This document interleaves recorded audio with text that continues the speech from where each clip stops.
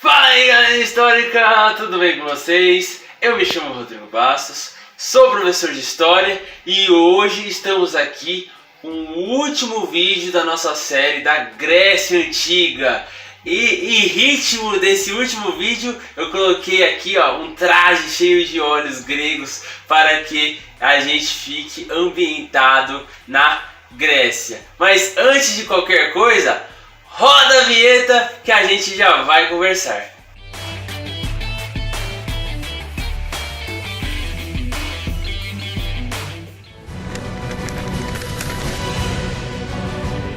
Nesta terra, em se plantando, tudo dá. Independência ou morte.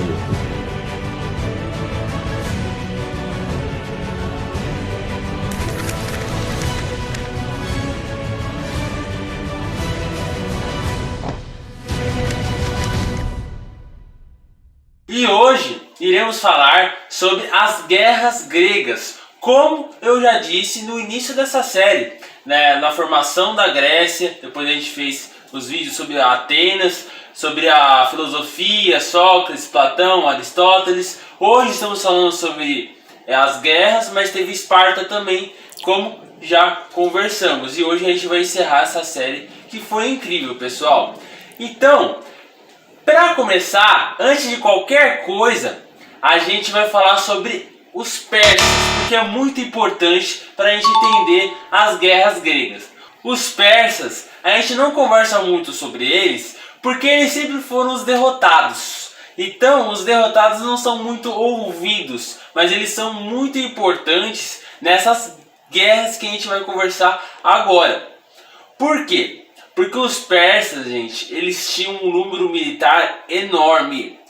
Eles eram conhecidos por serem muito tolerantes, porque os povos que eles dominavam, eles não eram submetidos a uma conversão de religião, de cultura, ser submetidos à cultura dos persas. Não, eles permitiam que cada um tivesse a sua cultura, desde que pagasse imposto para a capital da Pérsia. Então, eles eram conhecidos por ser muito tolerantes, e pelo fato de eles serem tolerantes, os povos se aliavam a eles. Então, anexou diversos territórios e por causa disso foi crescendo e ficou enorme. Eles eram muito temidos. Os soldados persas eram conhecidos como imortais.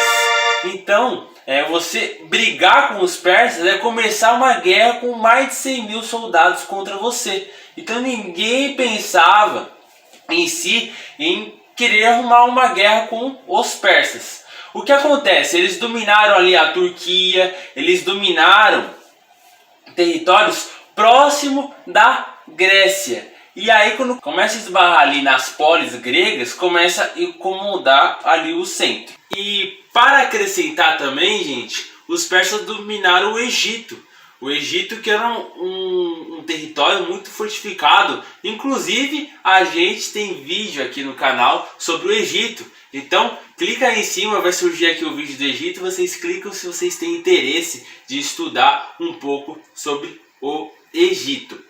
Então, gente, já conversamos que eles começaram a provocar um pouco a Grécia. Só que o que acontece? A Atenas sempre teve um conflito com Esparta, porque ambos tinham filosofias diferentes. Atenas, conhecido como a polis da democracia, né? Ser inteligentes, exercitar o cérebro e não os músculos, e os espartanos sempre violentos, guerras. Inclusive, a gente tem um vídeo no canal aqui que vocês podem assistir sobre Esparta e Atenas para conhecer ambas polis um pouco melhor. Então, Atenas, com medo de Esparta, sabendo que eles eram bem militarizados, eles pediram ajuda para os persas. Só que o que acontece? Atenas conseguiu resolver o caso com Esparta, eles conseguiram vencer a guerra. E aí quando os persas chegam, os atenienses meio que falam assim: olha, a gente já resolveu, a gente não precisa da ajuda de vocês. E isso, o imperador persa, na época, o rei persa, ele não gostou nada disso. Ele odiou isso, pelo fato dele ter se preparado para ajudar os atenienses, e eles pensaram como se fossem cachorros eles. Então, o que acontece? Eles voltam para o seu território e falam: olha, isso não vai ficar apenas por isso não. Agora a gente vai ir para treta com vocês. E aí eles começam a dominar diversas polis gregas. E os persas dominaram a Traça, dominaram Mileto, e isso incomodou demais os atenienses e os espartanos.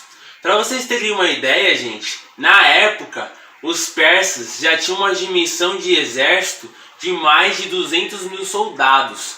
E na mesma época Atenas tinha apenas 13 mil soldados e Esparta tinha apenas 9 mil soldados. Não dava nem metade do que a Pérsia tinha de exército. Então os persas foram para a guerra já se considerando vitoriosos. Então o que acontece, gente? Começa as guerras médicas. Por que guerras médicas? Não é porque tinha um monte de doutor lá, não, costurando o pessoal no meio da guerra. É por causa que um dos povos que era anexado na Pérsia eram os medos. E a Grécia tinha muito contato com esse povo medo. Então eles chamaram as guerras de guerras médicas. Essa guerra consiste na guerra entre Atenas contra os persas. Os persas, eles foram com 20 mil soldados contra 10 mil soldados de Atenas. Eles não mandaram muitos soldados também porque eles não viram necessidade, né? Sabendo da dimensão do território de Atenas. Atenas ficava num monte, pessoal. Então, para os persas subirem, eram meses, né? Então eles ficaram aqui na praia, aí eles ficaram na praia que fica ali o Golfo Pérsico. E nessa praia eles foram recebendo alimentação. E para vocês terem uma ideia como eles já se consideravam vitoriosos, eles esculpiram uma estátua para que eles colocassem no centro de Atenas para fazer uma cidade persa, para falar que agora é persa, que a gente vai cultuar as nossas religiões, as nossas culturas, e aqui é a estátua que concretiza que a gente agora dominou Atenas. Então eles já foram sabendo que eles iam ganhar. E nisso começa a Batalha de Maratona, gente. Além dos 20 mil soldados, que eram soldados de terra, gente, eles levaram 7 mil cavalaria e 13 mil arqueiros. Então eles tinham mais ou menos 40 mil soldados à disposição, os persas. E ali começa uma batalha entre generais, o general Miocínides e o general Calímaco, que era o general persa. O que os atenienses viram? Eles não conseguiriam ir no 1 por 1, porque tinha 2 soldados persas para um soldado ateniense. Então eles começaram a recuar até que acharam um lugar que era bem estreito. Então o que eles pensaram? Vamos estreitar mais esse lugar. Tinha 200 metros, vamos fazer o lugar ficar com 80 metros. Então eles começaram a pegar diversas madeiras no chão e começaram a colocar nos lados desse lugar. Então o lugar era assim, ficou assim. Eles estreitaram tanto que a cavalaria dos persas não conseguiam passar. Foi uma estratégia do Miocínides. E ali começa a guerra, 1 por 1 ali. Os persas não estavam nem ligando, não conseguem passar a cavalaria, tem 2 por 1 mesmo, tem 20 mil soldados contra 10, então vamos lá. E ali começa a guerra. E aí o Miocínides pensou, a poeira levantou, os persas não estão conseguindo enxergar os soldados, vamos recuar e vamos ir para os lados, que eles não estão conseguindo enxergar. Então, o que aconteceu? Eles recuaram e foram para os lados. E os persas acreditaram, então acabou os soldados, vamos indo para frente. E eles foram indo para frente. Então o que aconteceu, gente? Todos esses soldados foram encurralados. Então aí o Miocínides mandou atacar, encurralando. E ali, gente, nossa, matou muito persa. E aí o Calímaco teve que mandar recuar o pessoal e voltar para a Pérsia. Inclusive o general Calímaco foi morto nessa guerra. E ali o Heródoto, que foi quem contou essa história, ele viaja um pouco, né? O Heródoto, se você for ver, ele põe umas loucuras no meio, né? A gente não sabe o porquê, né? E as razões, devia estar doidão lá de vinho, né? O povo grego adorava vinho. E ele disse que para impedir que os persas fugissem, existia um grego que estava segurando o barco E aí o que acontece? Os persas cortam o braço desse cara e o cara continua segurando com o outro. E aí os persas cortam o outro braço desse cara e aí o cara começa a segurar o barco com um dente, gente. Então, tipo assim, é uma brisa ali do Heródoto, né? A gente não sabe até onde é a verdade dessa guerra, mas o que a gente sabe que essa guerra foi uma humilhação para os persas, que tinha muito mais soldados que o próprio ateniense. Tanto que foi uma humilhação que na época o rei da Pérsia ele decretou um decreto de paz com Atenas por 10 anos e sumiu do mapa. Foi muito humilhante. E ali, gente, um grego saiu correndo 40 quilômetros para ir até Atenas, na cidade de Maratona. E ali começa a tradição da maratona, gente. 42 quilômetros que a gente conhece, que a gente vê os quenianos sempre vencendo essas maratonas. Começa nessa época. O cara inclusive morreu quando chegou na cidade porque não aguentou de tanto correr. E ali começa essa tradição de fazer a maratona. Depois dessa humilhação do rei Dário I sumindo, gente, passa 10 anos. 10 anos depois, aí os persas falaram, acabou a trégua, vamos atacar novamente. Eles mandam 200 mil soldados para a Grécia. Começa a batalha de Termópilas. E essa batalha fica conhecida pela Batalha de 300, que a gente já viu filme do Leônidas, do Rodrigo Santoro como Xerxes. Exatamente, o rei Xerxes era filho desse rei Dário I, que ele ficou humilhado e sumiu. E o rei Xerxes manda 200 mil soldados para a Grécia. E ali o que acontece?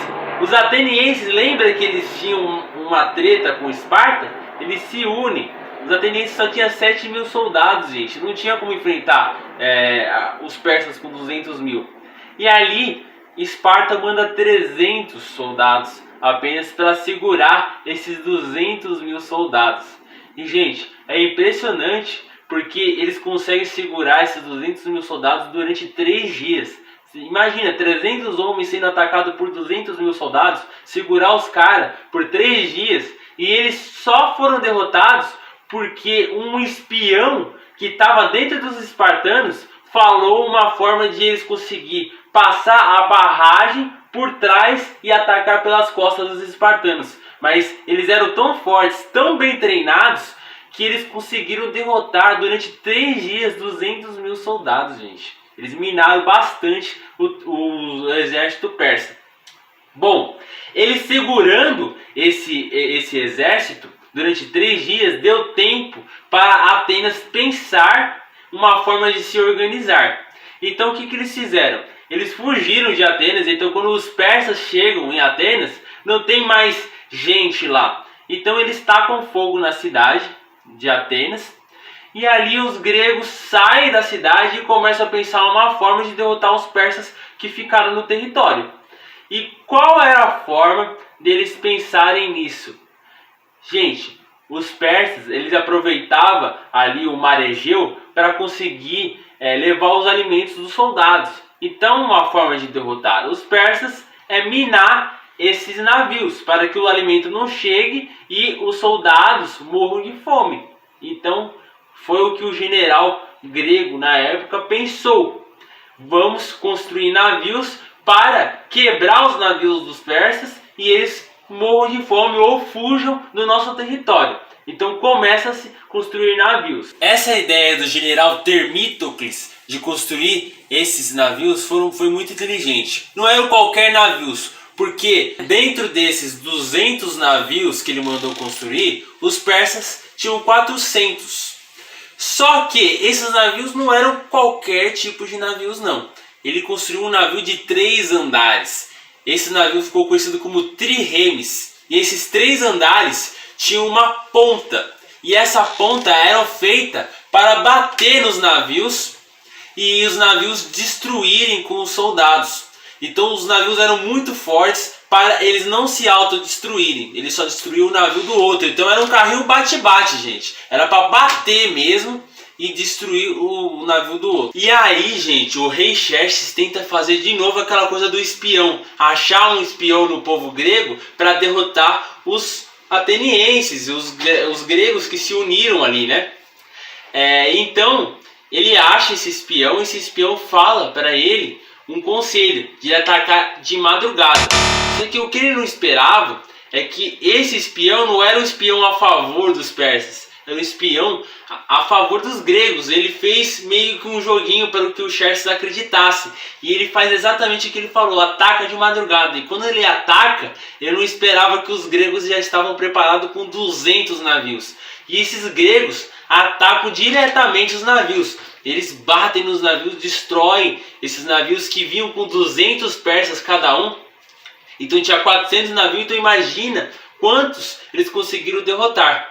E ali, gente, eles conseguem derrotar os persas. Os persas recuam e voltam para o seu território. Eles não dominaram os persas, eles não foram até o território dos persas dominarem eles. Mas eles venceram essa guerra. E, gente, não foi uma guerra rápida, não. Demorou 50 anos essa guerra, gente. 50 anos. E assim a Grécia derrota os persas, pessoal. Gente, acabou as guerras entre outros territórios, volta novamente aquela coisa de outro território não mexer no meu território, gente. É tipo parente, sabe, gente? O parente pode se unir com você para derrotar um inimigo em comum, mas acabou, é ele lá e eu aqui, não mexe no meu território. E ali, Atenas, quando acaba essa guerra, eles falam: nossa, a gente que planejou esse negócio dos navios, a gente que merece ser agradecido. E eles fazem uma coisa chamada Confederação de Delos.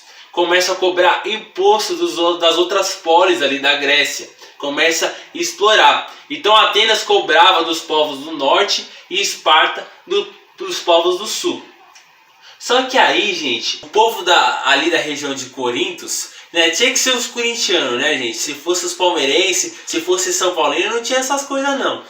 Tô brincando, pessoal. Mas então, o povo de Corintos, eles começam a fazer um joguinho. Eles chegaram e pediram ajuda de Atenas, porque Esparta estava cobrando esses impostos. E Atenas ajuda o Corinthians a pagar o imposto de Esparta e vai tirar satisfação com Esparta.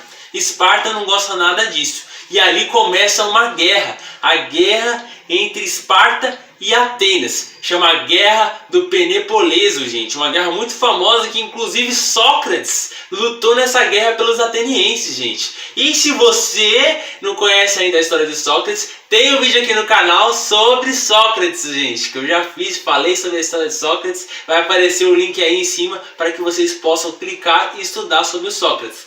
Mas essa guerra, gente, não foi uma guerra boa para nenhum dos dois territórios. Demorou 20 anos para terminar essa guerra. E essa guerra enfraqueceu ambos os territórios. Podemos falar que Esparta saiu vencedora. Mais ou menos, gente. Porque ambos os territórios se enfraqueceram. Mas Esparta saiu vencedora. Só que aí, gente, Esparta ficou tão fraca, que um povo de uma polis chamada Tebas, eles dominaram o Esparta, eles atacaram e conseguiram dominar porque eles estavam enfraquecidos. E ali, gente, o que acontece? Esparta vai pedir ajuda de Atenas e Atenas se une em comum para derrotar esse povo tebano que estava atacando os territórios ali da Grécia. Essa batalha entre os gregos e os espartanos contra Tebas ficou conhecida como Batalha de Mantineia. Houveram bastante batalhas, gente, que não dá nem para enumerar. Foi muitas batalhas ali na Grécia, diversas guerras. Só que assim, acabou a batalha, a união acabou, um inimigo do outro, gente.